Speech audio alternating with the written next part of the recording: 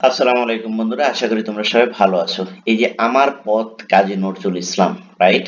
এখানে কারা 10-এ 10 পেতে চাও? তোমরা যদি এখান থেকে 10-এ 10 পেতে চাও তাহলে আজকের এই ভিডিওটা তোমাদের। দেখো এখানে আমি কিভাবে তোমাদেরকে সাজেশন দেব সেই অনুযায়ী তোমরা যদি সাজেশন প্লাস এমসিকিউ যদি পড়ো তাহলে এখান থেকে 10-12 মার্ক পাওয়া খুব সহজ হয়ে যাবে।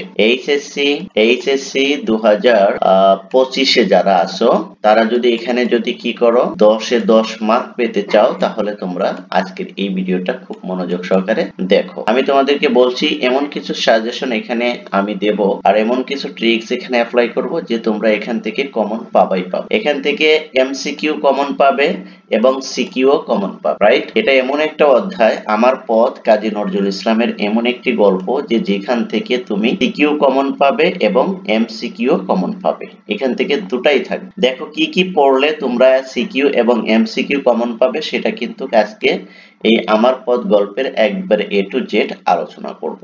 ওকে, এর আগে কিন্তু আমি অপরিচিতা বিলাসী গল্পের এমসিকিউ এবং সিকিউ দুটোটা নিয়ে আলোচনা করেছিলাম। তোমরা যদি ওই ভিডিওগুলো যদি না দেখে আসো তাহলে দেখে আসো, ওখান থেকেও তোমরা কিভাবে একবারে ভালো একটা মার্ক ক্যারি করতে পারবে সে বিষয়ে বিস্তারিত আলোচনা করা আছে। তাহলে চলো আমরা আজকের ভিডিওতে চলে যাই। দেখো প্রথমে আমরা সিকিউ দেখব, তারপর আমরা এমসিকিউ দেখব। সিকিউতে দেখো এই যে সৃজনশীল রচনামূলকে এখানে দেখো এই যে 1 নম্বরে ওরা দিছে যে গ্রিক দার্শনিক সক্রেটিস নিজেকে চেনার কথা বলেছিলেন, রাইট? দেখো এইটা কত বোর্ডে আসছে, এই যে ঢাকা বোর্ডে আসছে। এই কোশ্চেনটা ঢাকা বোর্ডের জন্য খুবই ইম্পর্টেন্ট, খুবই ইম্পর্টেন্ট। এই সিকিউটা ঢাকা বোর্ডের জন্য খুবই ইম্পর্টেন্ট। যারা ঢাকা বোর্ডের আন্ডারে আসো তারা এই সিকিউটা দেখেই যাবে, এই সিকিউটা আসতে পারে, ঠিক আছে? খুবই ইম্পর্টেন্ট এখান থেকে। তারপরে এর পাশাপাশি আছে হলো তোমার ময়মনসিংহ বোর্ড, তারপরে তোমার দিনাজপুর বোর্ড, এগুলোর জন্য এটা কিন্তু খুবই ইম্পর্টেন্ট। তারপরে দেখো আরেকটা সিকিউ আছে যে কুমিল্লা বোর্ডে 2023-এ আসছে। এটা কুমিল্লা বোর্ড সহ চট্টগ্রাম, সিলেট, বরিশাল এদের জন্য খুবই ইম্পর্টেন্ট, ঠিক আছে? এই বোর্ডে যারা আছো তাদের জন্য এটা কিন্তু খুবই ইম্পর্টেন্ট। তারপর দেখো 3 নম্বরে আছে সিলেট। এই যে সিলেট বোর্ডে 2023 সালে আসছে, রাইট? এই তিনটা এমসিকিউ অর্থাৎ 1 2 3 এই তিনটা এমসিকিউ যদি পড়ো ওভারঅল সকল বোর্ডের জন্য যদি পড়ো, ঠিক আছে, তাহলে দেখবে যে ম্যাক্সিমাম বোর্ডে এখান থেকে এই কোশ্চেনগুলো দিয়ে দিয়েছে, ঠিক আছে? তবে তিনোটাই কিন্তু ঢাকা বোর্ড সহ রাজশাহী, চট্টগ্রাম এই তিনটা বোর্ডের জন্য কিন্তু খুবই গুরুত্বপূর্ণ। এরপরে দেখো আরেকটা এমসিকিউ আছে এই যে ঠিক আছে, জুলাই বিপ্লব নিয়ে, 24-এর জুলাই বিপ্লব নিয়ে। এটা যে ক্যান্টনমেন্ট কলেজে দিছে সাফার, তুমি এটা দেখতে পারো, ঠিক আছে? এটাও দিতে পারে, তবে তোমরা এটা বি গ্রেড হিসেবে দেখে যেতে পারো, ঠিক আছে? তবে এই তিনটা এমসিকিউ কিন্তু তোমরা অবশ্যই দেখে যাবে। আমার পথ থেকে যদি সিকিউ যদি সেট করে তাহলে এই তিনটা কিন্তু খুবই গুরুত্বপূর্ণ থাকবে, ঠিক আছে? ওকে, তারপরে আরেকটা এই সিকিউ আছে, দেখো এই যে এটা আমি এতটা গুরুত্বপূর্ণ মনে করছি না, যদি মনে হয় তাহলে নেক্সটে যখন আমি তোমাদেরকে সুপার শর্ট সাজেশন দেব তখন এগুলো আমি আরো অ্যানালাইসিস করে তারপর পরীক্ষা সামনে আসলে তারপর এগুলো আবার করব, ঠিক আছে? আপাতত তোমরা যে সময় আছে এই সময়ের ভিতরে আমার পথ প্রবন্ধ থেকে তোমরা এই তিনটা সিকিউ দেখতে পারো, ঠিক আছে? তারপর দেখো এই যে জ্ঞানমূলক কোশ্চেন আছে এখানে। কত সালে কাজী নজরুল ইসলাম বাঙালি পল্টনে যোগ দেন? দেখো এই যে 1917 সালে। তারপরে 2 নাম্বার আছে কাজী নজরুল ইসলাম কত বছর বয়সে দুরারোগ্য ব্যাধিতে আক্রান্ত হন?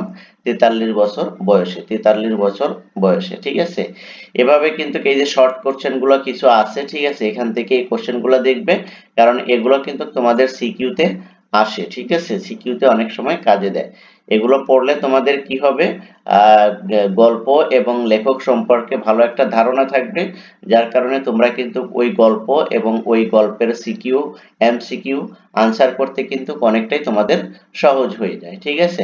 কাজী নজরুল ইসলামের মতে যার মনে মিথ্যা সেই মিথ্যাকে ভয় পায়, কে বলেছেন? এই যে দেখো কাজী নজরুল ইসলামের মতে কে মিথ্যাকে ভয় পায়? যার মনে মিথ্যা সেই মিথ্যাকে ভয় পায়। আত্মাকে চিনলে কি আসে? আত্মাকে চিনলে আত্মনির্ভরতা আসে, আত্মাকে চিনলে আত্মনির্ভরতা আসে। তারপর দেখো প্রাণ খুলে কি স্বীকার করে নেওয়া উচিত, প্রাণ খুলে ভুল স্বীকার করে নেওয়া উচিত। তারপর দেখো কিসের মধ্য দিয়ে গিয়েই তাকে তবে সত্যকে পাওয়া যায়, ভুলের মধ্য দিয়ে গিয়েই তবে সত্যকে পাওয়া যায়। ঠিক আছে, এগুলো কিন্তু খুবই ইম্পর্টেন্ট। এমসিকিউ গুলো, সিকিউ গুলো, ছোট ছোট যে সিই গুলো আছে এগুলো তোমরা ভালো করে কি করবে, বাসায় ভালো করে দেখে নিবে। ঠিক আছে, তারপর দেখো এই যে এখান থেকে আরো ধরছে, সবচেয়ে বড় ধর্ম কোনটি, সবচেয়ে বড় ধর্ম মানুষ ধর্ম।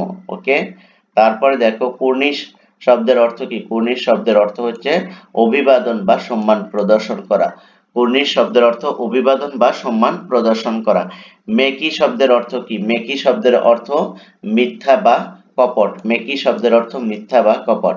সম্মার্জনা কি শব্দের অর্থ কি, সম্মার্জনা শব্দের অর্থ মেজে ঘষে পরিষ্কার করা, মেজে ঘষে পরিষ্কার করা। কর্ণধার শব্দের অর্থ কি, কর্ণধার শব্দের অর্থ নেতৃত্ব প্রদানের সামর্থ্য আছে এমন ব্যক্তি। কর্ণধার শব্দের অর্থ নেতৃত্ব প্রদানের কি আছে, এই যে দেখো এই যে এখানে কিন্তু দিয়ে দিছে এই যে ক নাম্বারটা। ঠিক আছে, অর্থাৎ এই জ্ঞানমূলক এগুলো যদি দেখো তাহলে কিন্তু ক নাম্বারটা, সিকিউর ক নাম্বারটা কিন্তু তোমরা কমন পাবে। ঠিক আছে, এটা একটু খেয়াল করবে, যার কারণে এগুলো সবগুলোই দেখার চেষ্টা করবে। এই যে দেখো এখানে কিন্তু এই যেটা দিয়ে দিছে, কর্ণধার শব্দের অর্থ কি, কর্ণধার শব্দের অর্থ নেতৃত্ব প্রদানের সামর্থ্য আছে এমন ব্যক্তি। ওকে, তারপর দেখো আমার পথ প্রবন্ধনে কোন গ্রন্থ থেকে সংকলিত হয়েছে, আমার পথ প্রবন্ধন রুদ্রমঙ্গল গ্রন্থ থেকে সংকলিত হয়েছে। তারপর দেখো এই যে খ নাম্বারটা দেখো, এটা তো ক নাম্বারের গুলো দেখলা, এবার খ নাম্বারটা দেখো।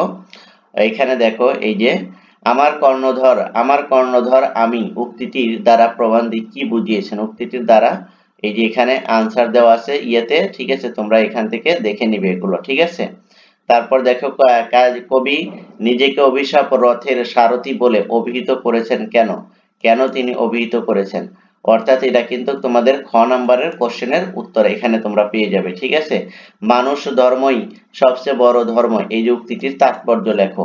এগুলো সবই আনসার দেওয়া আছে, তোমরা এগুলো এই যে এই লোকেশনে যে আনসার গুলো দেখে নিবে। ঠিক আছে, তাহলে চলো আমরা এবার এমসিকিউ তে চলে যাই। ওকে, দেখো এই যে এখানে আরো কয়েকটা কোশ্চেন আছে। আমার পথে দেখাবো আমরা আমার সত্য, উক্তিটি ব্যাখ্যা করো। ঠিক আছে, এগুলো তোমরা একটু বাসায় কি করবে, ভালো করে দেখে নিবে। ঠিক আছে, ক নাম্বার এবং খ নাম্বার কোশ্চেনের উত্তরগুলো তোমরা এখান থেকে দেখে নিবে, তাহলে কিন্তু এখান থেকে কমন পাওয়ার পসিবিলিটিটা অনেকটাই বেড়ে যায় তোমাদের। অর্থাৎ আমার পথ প্রবন্ধে কিভাবে 10-এ 10 পেতে পারো সেটা খুব সহজেই তোমরা কিন্তু এগুলো যেগুলো আমি দেখা দিয়েছি এগুলো পড়লেই কিন্তু অনায়াসে পেয়ে যাবে। তারপর দেখো এবার বহু নির্বাচনী কোশ্চেন কোনগুলো পড়বে। এই যে দেখো আমার পথ প্রবন্ধে লেখকের কর্ণধার কে, এই যে লেখক নিজেই, রাইট। তারপর দেখো আমার পথ প্রবন্ধে নিচের কোন বৈশিষ্ট্যটি বিদ্যমান, এই যে সত্যের পথ। তারপরে দেখো কাজী নজরুল ইসলামের কোনটিকে নমস্কার জানিয়েছেন, কোনটিকে, সত্যকে। তারপর দেখো আমার পথ প্রবন্ধে প্রবন্ধীকে কারো বাণীকে কি বলে মেনে নিবেন না, কারো বাণীকে এই যে বেদ বাক্য, কারো বাণীকে বেদ বাক্য বলে প্রবন্ধী কি করবেন না, মেনে নিবেন না। একেই বলে সবচেয়ে বড় দাসত্ব, উক্তিটি আমার পথ প্রবন্ধন কোন দিকটি নির্দেশ করে, এই যে পরাবলম্বন। ঠিক আছে, পরাবলম্বন এটা হলো একটা দাসত্ব।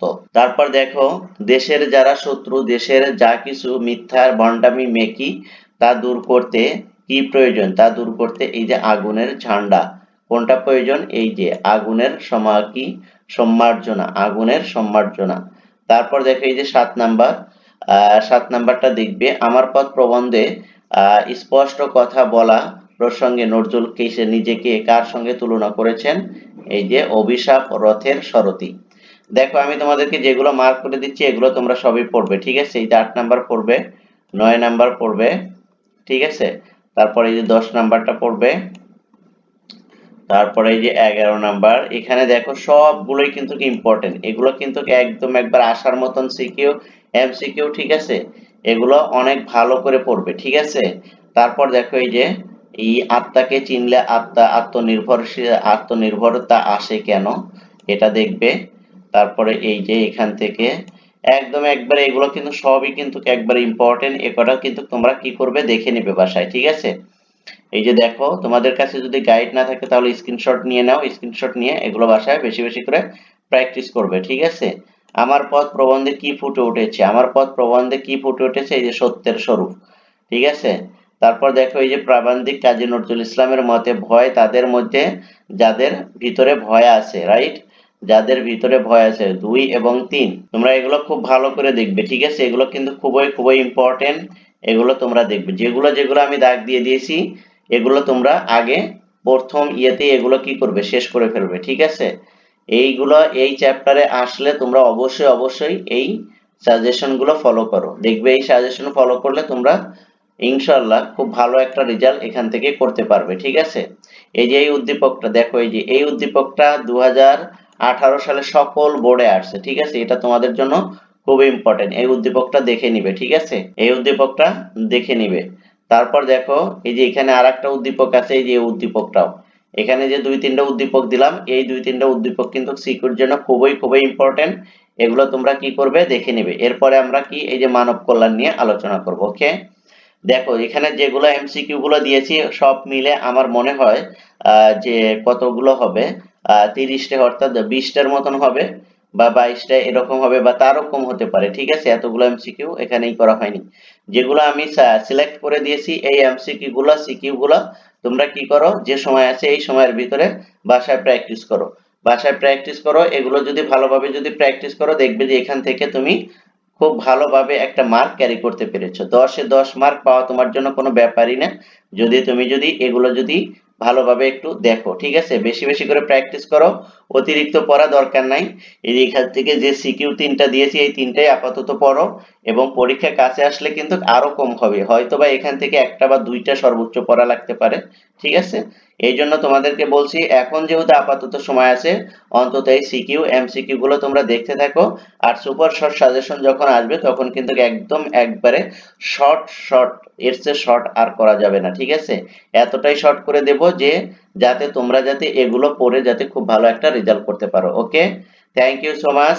আর একটা কথা না বললেই নয়, যদি এই ভিডিওগুলো যদি তোমাদের উপকারে আসে তাহলে অবশ্যই চ্যানেলটি সাবস্ক্রাইব করবে, লাইক করবে, কমেন্ট করবে, এবং ভিডিওগুলো তোমাদের ফ্রেন্ড সার্কেলের ভিতরে শেয়ার করে দিয়ে তাদেরকেও দেখার সুযোগ করে দিবে। থ্যাংক ইউ সো মাচ, আল্লাহ হাফেজ।